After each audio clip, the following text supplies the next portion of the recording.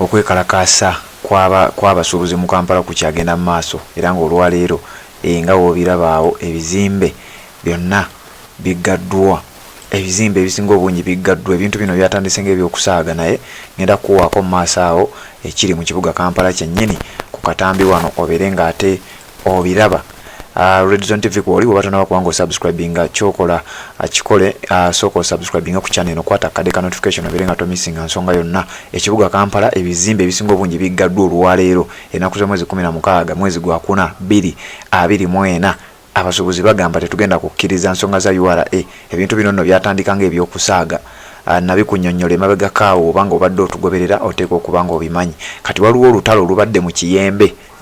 Waliwo mu Kiyembe abasuubuzi abakedde ne baggala ekizimbe. Jjukira kabanga ngeri y'akageeti bakaggadde, poliisi nejja negamba kati ffe wano tuggulawo ku mpaka.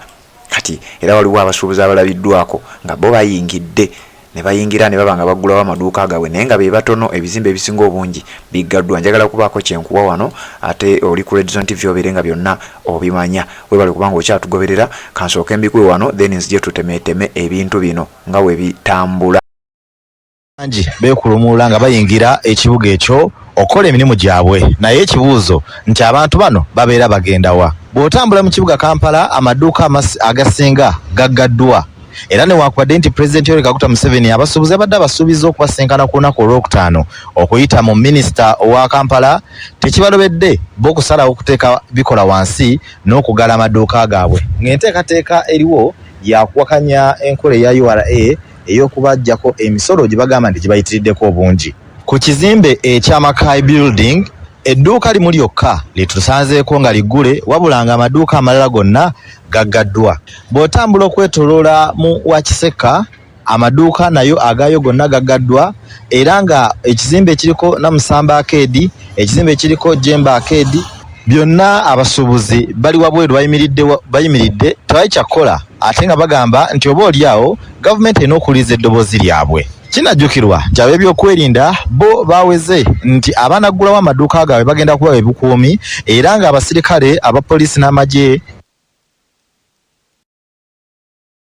obungi obalaba mu nguudo, abalala bali mu nkuubo za bizimbe ate abandi bali ku mbalaza za bizimbe batudde nga n'emirimu emirala gikoseddwa gamba ng'abagoba ba boodabooda n'abatakisi wabula nga tulabyeko n'abamu ku basuubuzi ababadde bataategedde ku kwekalakaasa kuno nga babadde bazze okusuubula emmaali okugitwala mu bitundu by'eggwanga ebirala.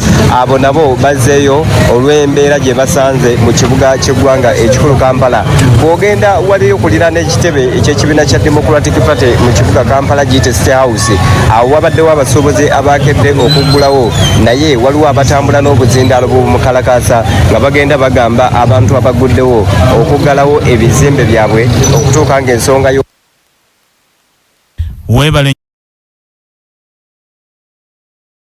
Yes, ekyo kyolabye kyekyo ekigenda mu maaso mu kibuga Kampala. Abasuubuzi baggadde amaduuka. Ebintu bino si byakusaaga era bikyagenda mu maaso. Njagala kuba nga nkuwa ekibadde mu Kiyembe. Njagala kuba wano nga nkuwa ekibadde mu Kiyembe. Waliwo abasuubuzi abaggadde geeti ey'omu Kiyembe naye ate waliwo abagigudde. Poliisi yeegasse n'abamu ku basuubuzi bagamba nti ffe tetubikkiririzaamu, bo ne bagamba ffe tujja kuggulawo tuyingire tukole. Era njagala kubanga nkuwa bino obeere ng'obiraba. Red Zone TV kwoli webale kubanga otugoberera yonna gy'osinzira okubanga gy'otulabira. Bino biri mu Kiyembe.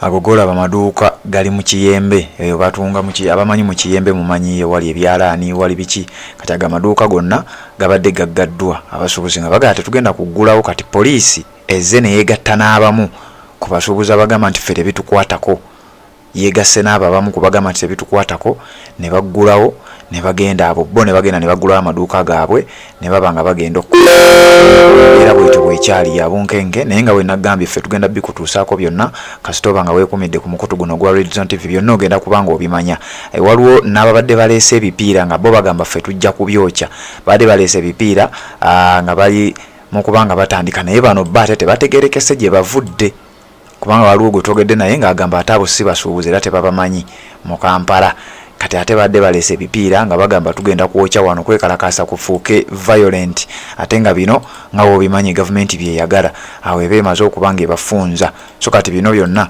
abasuubuzi babiguddemu ne bagamba ebyo tetubikkiriza ffe okwekalakasa kwaffe twategese kwa kuggala bizimbe abantu nno bangi mu kibuga naye nga abasinga obungi ebyabaleese tebabifunye kubanga ebizimbe ebisinga obungi biggale nga olaba ebifaananyi ebyo era byonna ngenda kubanga mbikuwa gwe weekuumire ku mukutu guno ogwa Red Zone TV n'emikutu gyaffe emirala gyonna gye tugenda okusinziirako okubeera nga ate tukuweereza ebigenda mu maaso bw'oba tonaba kubanga osubscribinga kirira wansi awo olaba ekigambo subscribe kikwateko okwate nekkade aka notification ate ojja kuba tomiisinga nsonga yonna waliwo ebigambo Lord Mayor byayogeddeko eri abasuubuzi bano newankubadde alinga omulwadde era ayogedde ali waka naye abazizaamu amaanyi era alina kyabagambye byenjagala okubanga nkuwa then oluvannyuma nkomewo tubeere nga ate tweyongerayo mukwasize wammwe eddoboozi libeere limu ate mube nga temwekkiriranya tuwulira baabayise temugende muteese naye temwekkiriranya mwali badde musinziira akaseera kano ne mugamba nti enough is enough kubanga ensonga zino tuzibaddeko okumala ebbanga ddene emisolo gino bazze bagirinyisa ate era bayongedde ne banka rate sente Bank of Uganda kwewolera amabanka ne bagyongera kati interest eri ku butundu 10.2 kati ekitegeeza ne sente commercial bank kwezigenda okubanga zibawolera